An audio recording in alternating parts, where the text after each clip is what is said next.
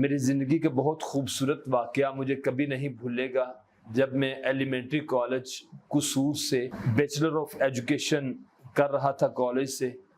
اور یہ post graduation کی ایک ڈگری ہے جو میں لے رہا تھا، اور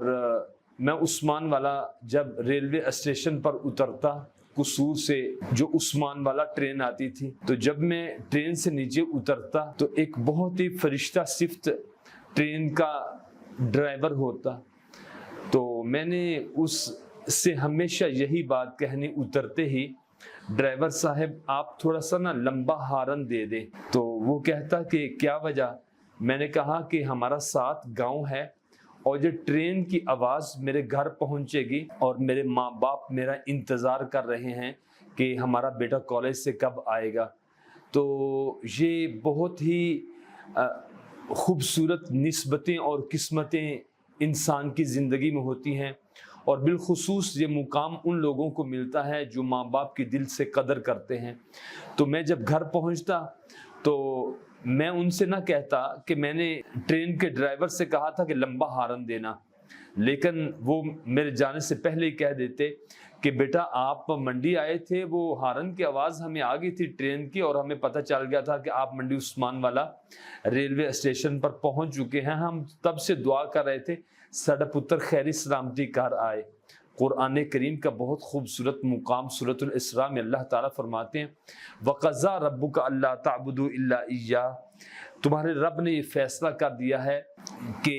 اللہ کے علاوہ کسی کی عبادت نہ کرنا، وَبِالْوَالِدَيْنِ إِحْسَانًا، ماں باپ کے ساتھ احسان کرنا۔ احسان کہتے ہیں ایسی نیکی کو جو کر کے بندہ بھول جائے کہ میں نے نیکی کی تھی یا نہیں۔ وَبِالْوَالِدَيْنِ إِحْسَانًا إِمَّا يَبْلُغَنَّ عِندَكَ الْكِبَرَ أَحَدُهُمَا أَوْ كِلَاهُمَا، اگر تمہاری زندگی میں ماں باپ دونوں ہوں یا ان میں سے ایک، فَلَا تَقُلْ لَهُمَا أُفٍّ، ماں باپ کو اف بھی نہیں کہنا، اوہ بھی نہیں کہنا، معمولی سے نقصان پر بھی آپ نے تھوڑا سا بھی نہیں جھڑکنا۔ وَلَا تَقُلْ لَهُمَا أُفٍّ وَلَا تَنْهَرْهُمَا، ان کو جھڑکیاں بھی نہیں دینی۔ وَقُلْ لَهُمَا قَوْلًا كَرِيمًا، ان کے ساتھ جب بھی بات کرنی ہے نہایت آہستگی کے ساتھ بات کرنی ہے، عزت اور وقار کے ساتھ بات کرنی ہے، ادب کے پیرائے سے